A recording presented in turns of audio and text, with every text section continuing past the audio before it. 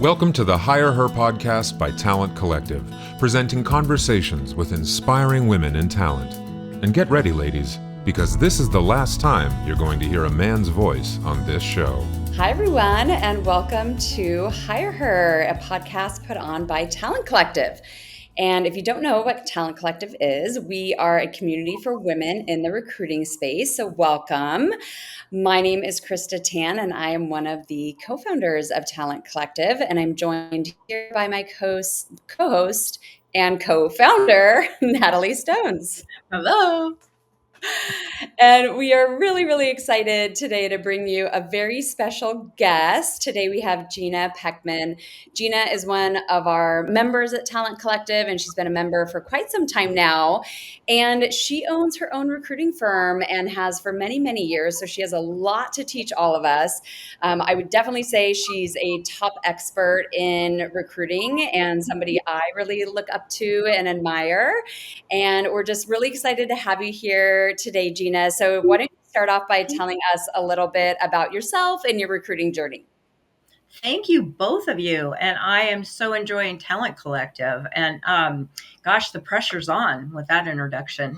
Jeez. I've been around for a very long time, but it went so fast. So been in the recruiting world, I will say, for 30 years. Started my own firm when I do it by children's ages. So my 38-year-old son was one. So if that gives you an idea of how long I've been recruiting, but started my own firm when my youngest was 2. So then I was 37. So everything's done by children's, ages and when I did something. So yeah, been around a long time in this world. And I was listening to one of your other podcasts, and she said it was before really talent was the name. And that's for sure. It was called personnel or staffing, both those terms. So been around a while.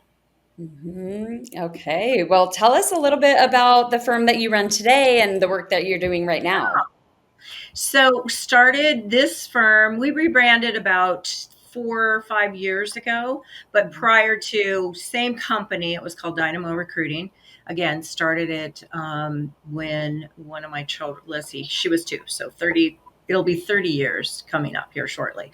And really just felt like at the time I had zero business starting a business. Was an entrepreneur at heart, always have been, and just decided honestly, I was way too cocky for my own good and just thought I could do it better. I mean, really, let's just be really honest in the podcast. And so, and had no reason to think that other than I just did. And so went out and started a firm. I did a business plan for my husband that, and we were talking about this recently, that if I could make $34,000 a year, that would really contribute to the family, and did a business plan for him and said, this is why I wanted to do it, and started the business. I did 90,000 in a quarter, and Wow. we were off and running. And, you look back on those things and you go, I have zero idea why I started it, how I started it. I just remember, 3, 4 young kids at the time, working till 3:00 in the morning. You just kind of take a leap if you have that kind of personality, and that's what happened. Oh my goodness. Fast forward to almost 30 years later. Who knew? Well, you had good reason to be cocky if you build 90K in one quarter after setting a goal for yourself for $35,000 in the whole year. To say the least, he's been very supportive since day one. Yes, he's like, oh yeah, let's go do this. So Amazing. we have. Yeah, it's been fun. It's been really fun. Do you have any future plans for the business, or are you kind of just smooth sailing? We're going to keep on doing what we're doing now? If you would have asked me that question a year ago, I would have said, yeah, smooth sailing. But over the last, I'd say 9 months, I really have been thinking about that. I hate the word retirement, and I've been writing a lot about ageism because I never felt that until maybe the last year or so, when people keep asking me if I'm retiring. Oh, wow. And honestly, I'm not making any big announcement in this podcast, but I think that, I do think there's another career there for me. I'm getting involved in local politics here in Kittitas County, and that has really become extremely important in my life and also something that I want to do. So we'll see. But what's fascinating is everything that I've done in this career melds into that career. Research and gathering facts and learning how to deal with different personalities and being on boards. I'm on 3 boards, I think, right now in Kittitas County, public boards. So I have to thank this career for leading me to potentially another career. So we'll see. Mhm. Oh my goodness. Well, you are one busy lady. It sounds like that's probably been a theme throughout your life. Yeah. Natalie and I always say if we have another career, we're actually going to be matchmakers, like romantic Sure. matchmakers. Oh, I've done that. I've done that. So, I'll never forget Gino. I hooked up Gino and Gina. We won't use oh, last names. But, oh yeah, they got married. Oh yeah, that's nice. Yeah. 100% hook people up. 100%. Same. Yeah. It's exactly the same as recruiting. Yep. Right? And their personality. It's like the early dating app. We should have thought about that. Like being recruiters and coming up with a dating app because you have all their profiles, everything about them. Oh yeah, Gino and Gina, as far as I know, are still married. Yeah. His Okay. mother made great cannolis for me, by the way. Just Ooh. saying. And Gina of that couple is not you. It's not me, no. Okay. But I had to marry them off. Like he was Italian and she was wonderful and had my name and it was a match made in heaven. So there you go. What a cool story. Okay, Yeah. so I want to double down a little bit on the cocky comment. So I admire that and I love that. And part of our podcast, the goal is not only do we have conversations with inspiring women in talent like yourself, but we also want to understand who helped inspire or motivate or elevate you when you were starting out early in your career. Sure. So maybe if there was someone that helped position you to feel confident to start your own business. So that's actually question 1. Question 2 is about this potential next chapter in your life. Is there anyone in particular that has really inspired you to get into politics? Yeah, both. I'll take that first one first. So I was thinking a lot about this, and I do have to give credit to a woman who owned an agency. So when I started recruiting, there were 3 main services in town in Seattle, and they were all ran by women. There were really no men in talent at the time. So I think all 3 of them were inspiring to me, but I worked for 2 of them. And they were it was no joke training. So hold on to your hats, all the new TAs, but we actually used to get a paper and we would have to go through the Sunday paper. I was really classically trained to work, I guess we worked, right? Sunday paper, circled all the advertisements, who's hiring, who's not. I had to get into the car with the CEO. We would do 50 calls a week, and I had to go into an office and present 50 calls, and then we get back in the car and she would tell me everything I was doing incorrectly. Sometimes she'd throw something in I was doing right, but mostly it was critiquing that call, 50 calls a week, and that was my job. And I think it taught me everything. It taught me how to work. It taught me how to be diligent, to know every building and every person in those buildings in Seattle area.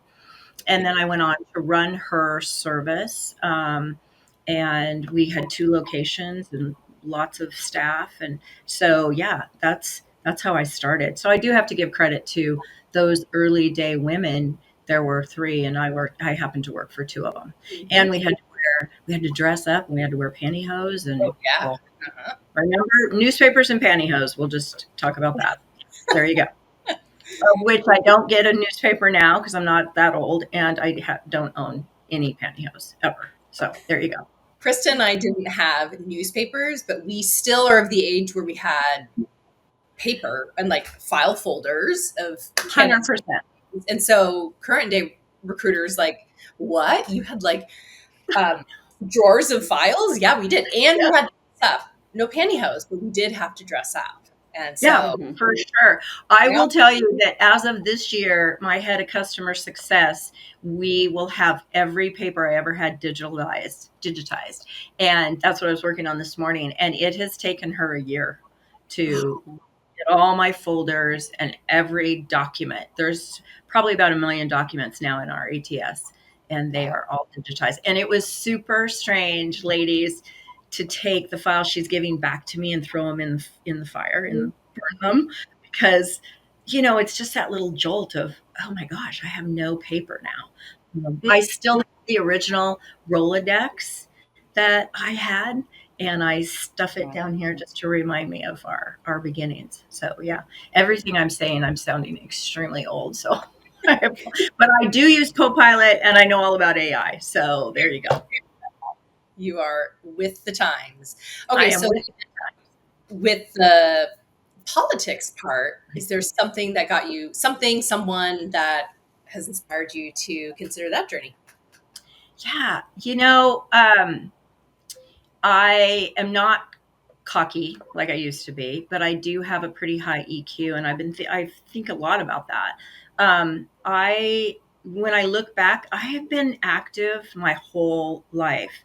Um, I was kind of on the cusp when the Vietnam War was ending. I had an MIA bracelet. I followed somebody back when I was in high school. Like, if I really look back at it, so I've been involved in that area forever. But my writer, and I'm going to give him a huge shout out, is Mark Ribbing from NASA Wave. He's the CEO. And Mark was the deputy director of communications for Obama. And I really think Mark has inspired me to serve. We've written together for over 15 years, and I've just always been fascinated by it.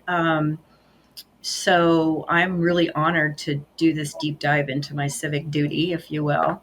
And it's been great. Yeah, I'm serving on all kinds of boards, and we're creating a town, which when else would you get to put a town together literally? We just came up with our values. It took us a year to incorporate our values where everybody would have a voice. So yeah, that's exciting. Everything that's taught me through this recruiting world is coming full circle into some political ambitions here. Yeah, very cool. We'll see. Wow. It teaches you a lot. Okay. It teaches you not to Yeah. have any ego and to be really humble. Yeah. You're doing a 180, I guess. Complete 180. I don't know anything. I have no ego, and we're just gonna. Same thing. We're just gonna leap, because I always leap. We're gonna leap and see where we land. Yeah, there you go. Okay. From cocky to humble. Okay. Next question.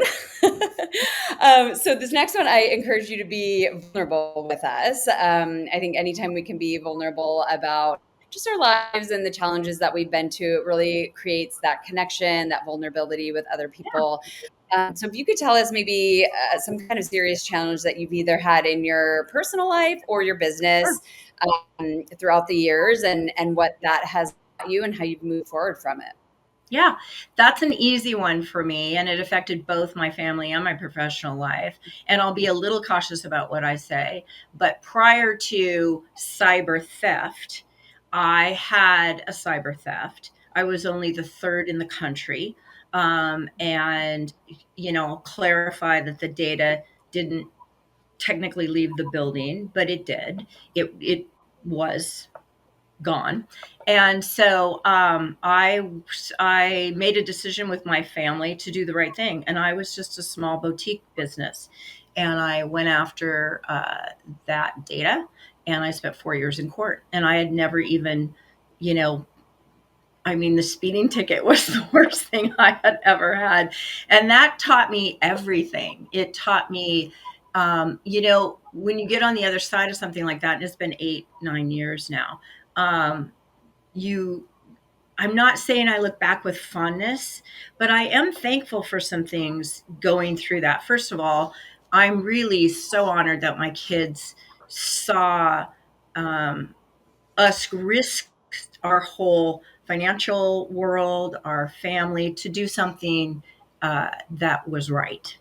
And you don't always do that, right? A lot of people take the easy road, and this was by no means, shape, or form an easy road for 4 years. And it taught me to be 100 times better leader and manager and pay more attention to the detail. I'm not necessarily a detailed person. I have a fabulous staff that's all in the details, and love them and trust them. But it taught me to be smarter, more engaged for sure. Just in security and making sure your data is safe. And I think for me, for coming out of that, I think the hardest thing was, as a recruiting professional, I thought I knew how to hire, and you get caught, right? Like, I don't care who you are, there are mistakes that you make, and I had made a mistake, and so yeah, so that taught me everything, and I don't take anything for granted, and much more have a high EQ around all of that situation. So yeah, we're on the other side of that, thank goodness. And Wow. and it was so funny because the following year, my ATS was fabulous during that whole thing. They were subpoenaed, Bullhorn, by the way, shout out to them. We'll never switch because of that. And the next year they put security protocols in place, so that would have never have happened and couldn't happen now.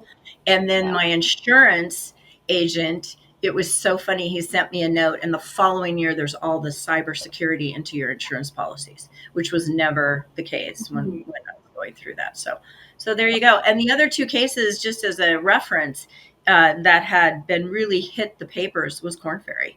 And so it was 3 agencies where data, left the building. So I don't know. Oh Anyway, my goodness. Well, yeah, that must have been, like you said, just a learning experience. We had one of the agencies I worked at, the agency I worked at, we had a theft situation too, but it was not data, it was money, and it was a lot of money yeah, and gifts and all of these things that went undetected for a very long time. So um, it can be very, makes you feel like a victim, right? And yeah, like for sure, very intrusive. 100%. Glad you were Yeah. able to do the right thing. Yeah, I'm not a victim, and you do have to get through that, and you have to, a vodka a day. Yeah. That was, I don't drink that much, but that was, one way. But I think the perseverance and just, I don't think you learn unless you go through something pretty traumatic in your lives, and that teaches you that. And so, yeah, the perseverance, and I mean, honestly, nothing phases me. Nothing. Mhm. So, You're right. You don't grow unless you have right. some sort of turmoil to come out on the other side of. Yes, absolutely. So we're kind of coming up close to time. So I'd love to just ask one final question. I'm kind of going a little bit off the script here. I always go off script. Who am I kidding? I never follow Yeah. Who rules cares? or notes. I never Is follow there it. a script, really? Yeah. I'm not a detail-oriented person like you, Gina. There you go. As you know, you've been in a couple of different sessions that we've had within the platform of Talent Collective. And we have a lot of female entrepreneurs, either solopreneurs or fractionals or agency owners. The information you just shared is an amazing life lesson for them, or business lesson for them. But is there anything kind of new or innovative or unconventional that you would recommend for these ladies as they're charting their own entrepreneur Yeah. path?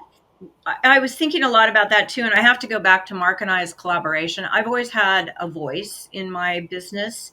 And all the in-house recruiters, please don't send me nasty notes, but I'm not a big proponent of job descriptions. Let's put the bar out there. I understand you have to have them. I understand legally you have to create them, but I have never posted a job description externally for my firm. So what we do is Mark and I write these amazing stories, and we tell a story about our companies and what we're looking for. And we have a readership on LinkedIn. They call quite a bit. It's like 78% and of LinkedIn tells you, I think the numbers, and don't quote me because this is a couple years ago, but it was like 9% of the candidates in LinkedIn listen to a recruiter, and ours is like at 78%. I do believe it's because of the way we write, and we write at a very elevated level. And so I think it's so funny because we get business also from the writing, and our clients love the writing, but I then in turn, I never see them take on that voice and write their job descriptions differently. And this really did come from a company years and years ago called Cranium. And Richard Taft was an amazing man. It's a game. If your kids, it's still around. Mm-hmm. And they came up with all these funny titles, and everybody was going crazy at the time because it was like the CFO was, the chief of quant or money or something. Like, it was just fun. And I think it created this buzz. And I, at that time, found a voice. It wasn't Mark, and then fast forward to Mark. It's collaboration over 15 years. So innovative. I think you need to, do something out of the box. Like, Mm-hmm. there's just, yeah, do something out of the box. Mm-hmm. And as much as I hear it does grind me, because over the years I have heard, oh, this is going to change recruiting and this is going to change recruiting. And I was speaking with someone from Indeed who was a great guy, but he said in this meeting of 200 people, I was on the panel, and he said, you don't need to build relationships. You're just going to have it all in the data. And I hear that around AI now. It's going to eliminate, all these jobs.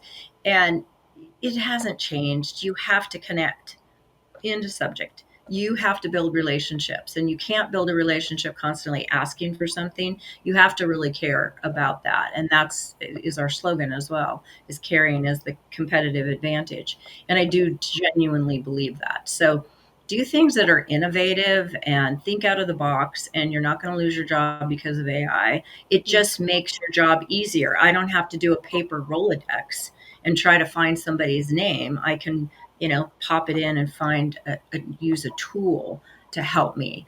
But at the end of the day, for 38 years, I can't believe I'm saying that, recruiting hasn't changed, at its core. Mm-hmm. So there you go. But ChatGPT is super cool. I'm not saying that. You can look in all kinds of things. There you go. It can help you write the stories for those job descriptions. It helps you write the stories, but I don't want to put Mark out of business, so that's not going to happen. But there you go.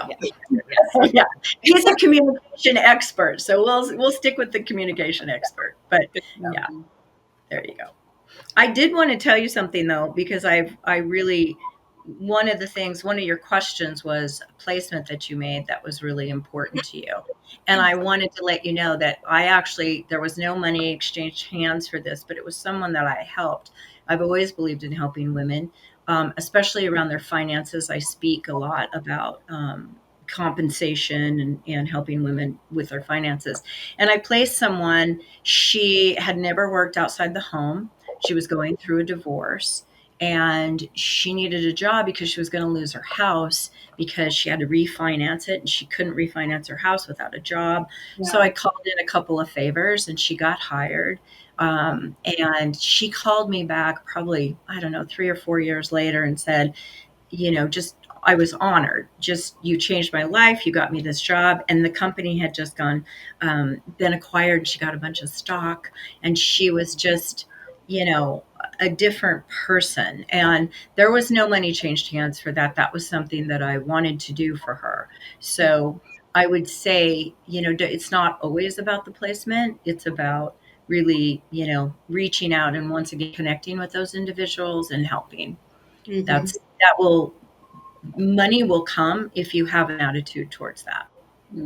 Amazing story. There you go. Awesome. Well, thank you, Gina, for being here with us today. What a great way to start and out. I'm so sorry we had to start again, living in the woods. Well, that sounds always a challenge. Yes, exactly.